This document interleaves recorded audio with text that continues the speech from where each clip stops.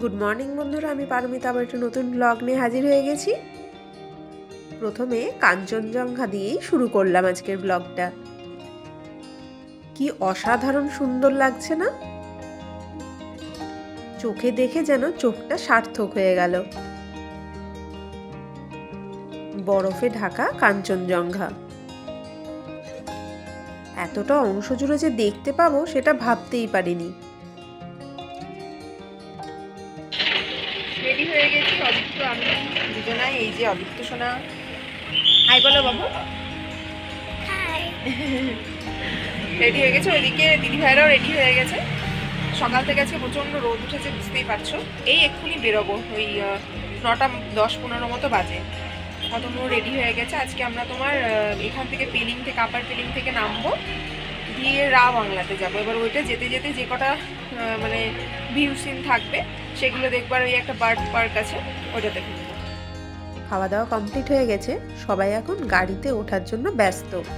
যেহেতু রা বাংলাতেই একটা রিসর্টে স্টে করবো আজকের দিনটা, সেই জন্য সব লাগেজপত্র নিতে হচ্ছে, তাই একটু অসুবিধা হচ্ছে। তাই নামতে নামতে সাইট সিনগুলো দেখে একদম রা বাংলাতে রিসর্টে ঢুকে পড়বো। চলে এসেছি আমরা বার্ড পার্কে। প্রথমে টিকিট কাটতে হবে, তারপরে ভেতরে ঢুকতে পাবো। ঢুকে ঢুকেই মোগলির ভাল্লুকের মতো একটা ভাল্লুক দেখতে পেলাম, তবে সেটা সত্যি নয়। বার্ড পার্কটা আগে কেমন ছিল আর এখন কেমন সেটার একটা মানচিত্র দিয়ে দিয়েছে ওখানে। পাখির কথা শুনে দুই ভাই তো খুব এক্সাইটেড, দেখতেই পাচ্ছ আগে আগে চলছে, মানে ছুটতে ছুটতে চলছে এক কথায়। এখানে কি সুন্দর দেখো, পাখিদের কত ছবি, ফটো সেশনের জন্য একদম পারফেক্ট প্লেস। চারিদিকে জাল করে রাখা আছে, কত পাখি দেখো। আর বেশিরভাগ পাখি না প্রচুর বড় বড় লেজ, লম্বা লেজ যুক্ত পাখি, যাতে উড়ে পাড়াতে না পারে সেই জন্য চারিদিকে একটু নেট দিয়ে ঘিরে দিয়েছে। আর হাড়ির মধ্যে ফুটো করে তাদের জন্য আবার বাসাও বানিয়ে দিয়েছে। আর এই বার্ড পার্কটা না বিশাল বড়, মানে অনেকটা জায়গা জুড়ে। আর আজকে ধরো একটু সকাল সকালেই রোদ উঠেছে বলে ঠান্ডাটা একটু কম লাগছে, আর বেশ ঘুরেও আরাম হচ্ছে। উঁচুতে নিচুতে মাঝে সব জায়গাতেই পাখিতেই ভর্তি, আর দারুণ সুন্দর সুন্দর দেখতে পাখি। মনে কি আর সেগুলো ক্যাপচার করা যায়? চোখে দেখে একদম চোখ সার্থক যাকে বলে। আর ফ্যামিলিতে যদি ছোট মানে শিশু থাকে তাদের তো খুবই ভালো লাগবে। এই দেখো এখানে বেশ কয়েকটা খরগোশ আছে, সাদা কালো মিশিয়ে। আর নিচে ওই পাশে একটা পাখিও আছে, দেখো কি বিশাল বড় লেজটা ওর, সাদা কালো আর লাল মিশিয়ে। যেখানে যেরকম পাখি আছে সেখানে সেরকম তোমার তাদের ডেসক্রিপশনও দেওয়া আছে, কিন্তু সেটা পড়ার মতো এত সময় ছিল না, জাস্ট একটুখানি দেখলাম ব্যাস। এমনিতে বার্ড পার্কটা বিশাল বড়, প্রচুর রকমের পাখি আছে। সেগুলো দেখতে দেখতে প্রচুর সময় কেটে যাচ্ছিল। এ দেখো এখানে পাখিদের জল খাওয়ার জন্য জলও রেখেছে। মুরগি ধরনেরও জানো তো অনেক বড় বড় পাখি আছে। ইভেন আমাদের হাঁস, যেটা নর্মাল যেরকম হাঁস আমরা বাড়িতে দেখে থাকি গ্রামের বাড়িগুলোতে, সেরকম হাঁসও আছে জানো তো। হাঁসের জন্য আবার একটা সুন্দর পুকুর করা আছে, ছোট্ট অবশ্য পুকুরটা। আর তার পাশে একটা পাথরেরই মনে হয় একটা লোক পাহারা দিচ্ছে, দেখে মনে হচ্ছে একদম জ্যান্ত মানুষ। আর এটা তো বড় বড় এমু পাখি, বুঝতেই পারছো।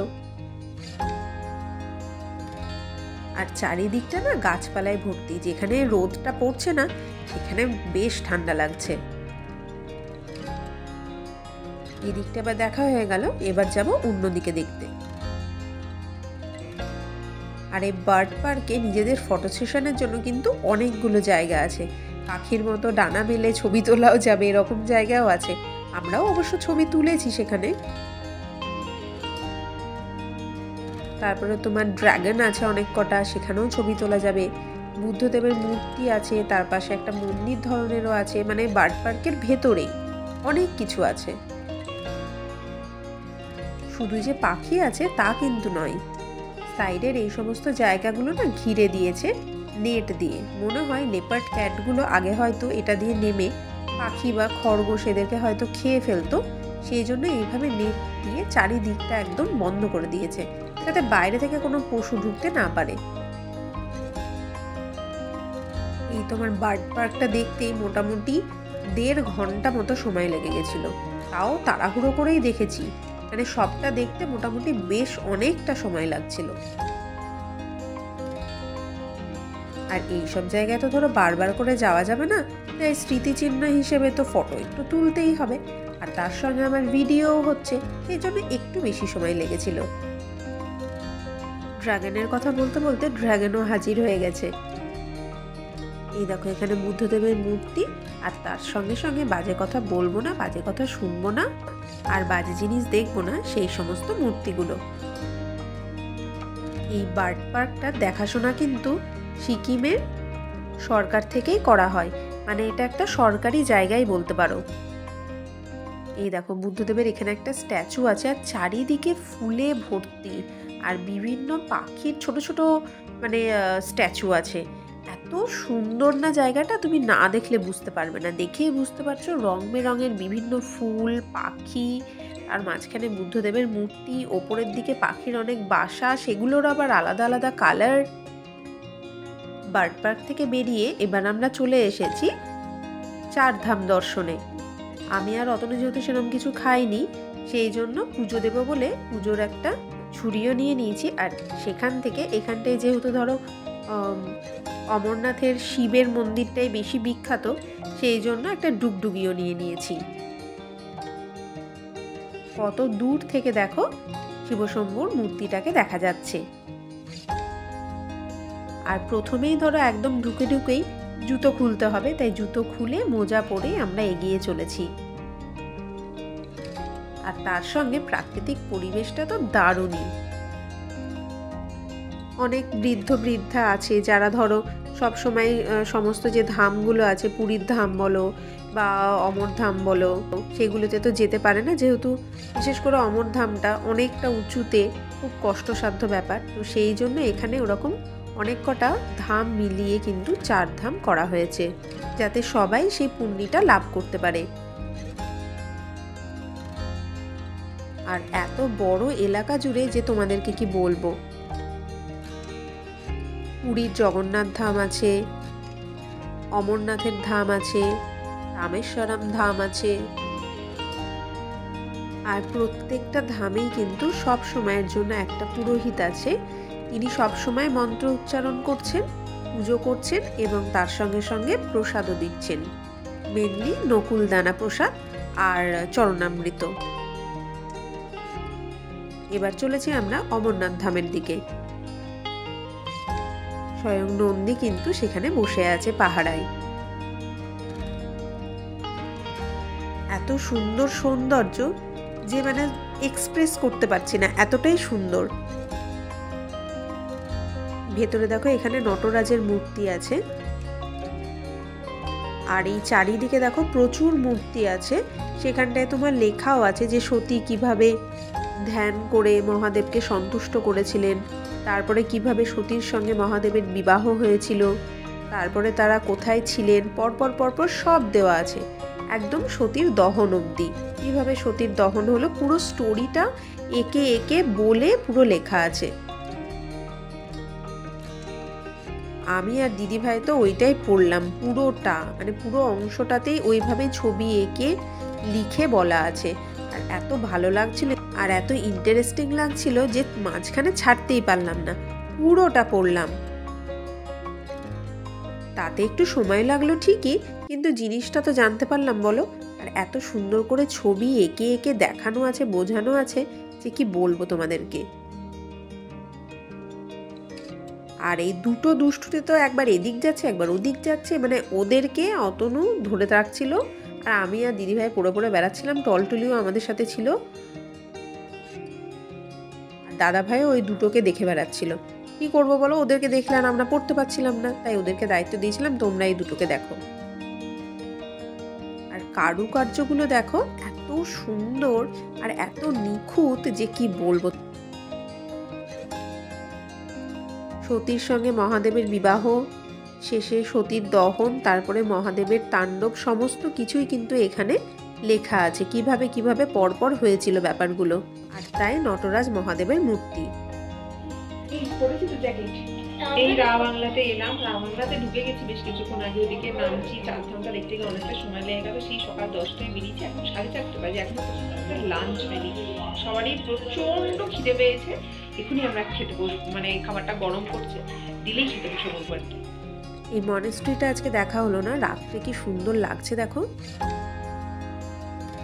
বিশাল বড় জায়গা জুড়ে, আর ফোয়ারা দিয়ে জলও পড়ছিল। এটা কাল সকালে দেখবো, যেহেতু এখন বন্ধ হয়ে গেছে। আজকে বাড়ি ফেরার পালা, তাই একটু সবারই মন খারাপ, কিন্তু ঠিক আছে, প্রচুর জিনিস দেখা হয়েছে, তাই আর সেরকম মন খারাপ নেই। মোটামুটি প্রায় সবই দেখা হয়ে গেছে। এখানটা তোমার রা বাংলায় শুধুমাত্র যে বুদ্ধ মন্দিরটা আছে, বুদ্ধ পার্কটা আছে, ওইটা শুধুমাত্র দেখবো, দিয়ে একবারে এনজেপি নেমে যাবো। এই যে টলটলি রেডি হয়ে গেছে, আর এই যে দুই ভাই, দুজন এখন খেলা চলছে, দেখা যাচ্ছে। এই দেখি দুজনাকে, মেঘ হাই করে দাও। হাই। ব্রেকফাস্ট করতে বাকি আছে, আমি আর অদীপ্ত করবো না, আর বাকিরা করবে। তো একটা ফ্যামিলি খাচ্ছে, সেই জন্য ওদের হয়ে গেলে তারপর ওরা খেয়ে নিয়ে মোটামুটি 9:30টার মধ্যে আমরা বেরিয়ে যাবো, কারণ এনজেপিতে তোমার ট্রেন আছে 5:30টার দিকে। তার আর কিছুক্ষণ আগে পৌঁছাতে হবে, কিছু লাঞ্চ করতে হবে, তারপর ধরো থেমে থেমে যেতে হবে, একটু সময় লাগবে। সিকিমের রাস্তাঘাটগুলো এত পরিষ্কার পরিচ্ছন্ন আর এত মসৃণ যে কি বলবো, এত স্মুথ গাড়ি চলছে, দেখো একটা পাতা পর্যন্ত পড়ে নেই রাস্তায়। আর এখানকার ড্রাইভাররা শুধু শুধু হর্ন বাজিয়ে শব্দ দূষণও করে না, সবই ঠিক আছে, কিন্তু একটাই সমস্যা, এই বাঁক ছাড়া তো কোনো উপায়ও নেই। পাহাড়ে যেতে গেলে তো এরকম বাঁক থাকবেই, ঘুরিয়ে ঘুরিয়ে তৈরি রাস্তা। আর এটাতেই অদীপ্ত, আরুষ, এদের সমস্যা হচ্ছে সব থেকে বেশি। এই বাঁক নিতে গিয়েই ধরো মানে পেটটা কেমন করে উঠছে ওদের, আর ব্যাস বমি শুরু হয়ে যাচ্ছে। অদীপ্ত অবশ্য রেকর্ড করেছে আজকে, কিন্তু আসার সময় ও বমি করেনি, ওই যেখানে বমি করে সেখানে আরুষ কিন্তু আজকে 2বার না 3বার বমি করেছে। তো যাই হোক, কিছু করার নেই, এভাবেই যেতে হবে। তার জন্য আমরা ঠিক করেছি যে ওই ছোট দুটো যখন 10 বছর বয়স হবে, তখন একটু বড় হয়ে যাবে, ভমিটিং প্রবলেমটা মনে হয় কেটেও যাবে, তখন আমরা সবাই মিলে যাব 0 পয়েন্টে। আমি কোনোদিনও 0 পয়েন্টে যাইনি, বেশ বরফ টরফ নিয়ে খেলা হবে, খুব আনন্দ হবে। দেখতে দেখতে নামছি, আর মনে হচ্ছে যেন ছিলাম ওই উপরের পাহাড়ে, কতটা নিচে নেমে গেছি। আর পাহাড়গুলো একদম মেঘে ঢাকা, সেই ঢাকা মেঘের মধ্যেই কিন্তু আমরা ছিলাম, এটা ভেবেই কেমন একটা ফিলিংস হচ্ছে।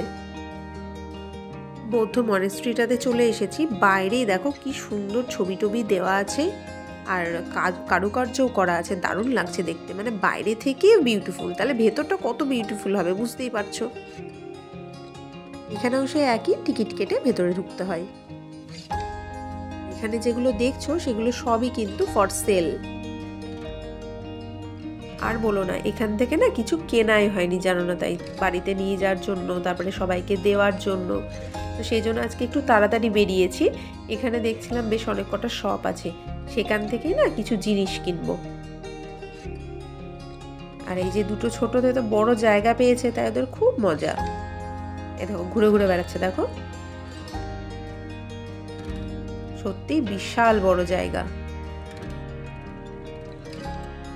অতনু আর দাদা ভাইকে দায়িত্ব দিয়ে দিয়েছি ছোট দুটোকে আর টলটলিকে দেখার জন্য। আমি আর দিদি ভাই এবার যাব হচ্ছে ওখানটায় জিনিসগুলো কিনতে।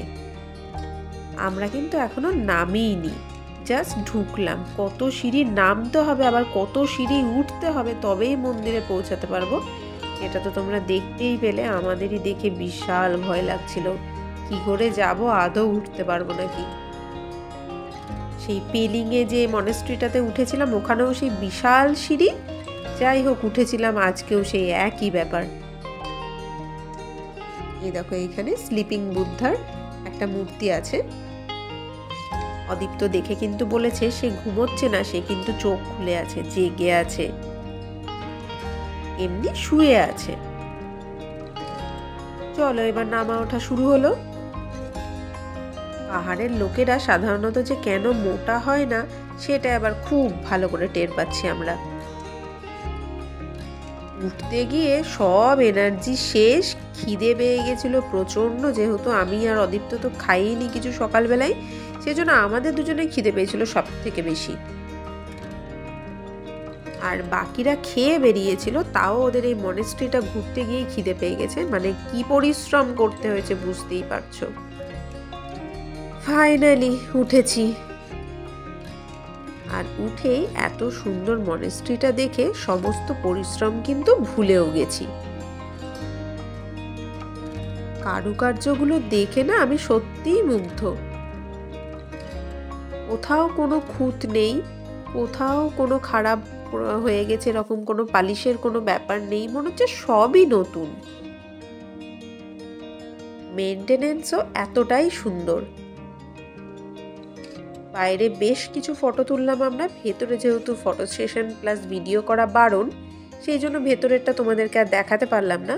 তোমরা কিন্তু অবশ্যই একবার পেলিং ট্যুর করো, খুব খুব খুবই ভালো জায়গা। একসাথে একবারে পেলিং, নামচি, রা বাংলা তিনটেই করে নেবে। আর উঠতে উঠতে প্রচন্ড গরম লেগে গেছে, সবাই হাঁপিয়েও গেছি। এবার একটু বসবো, তারপরে জুতো খুলে ভেতরে ঢুকবো।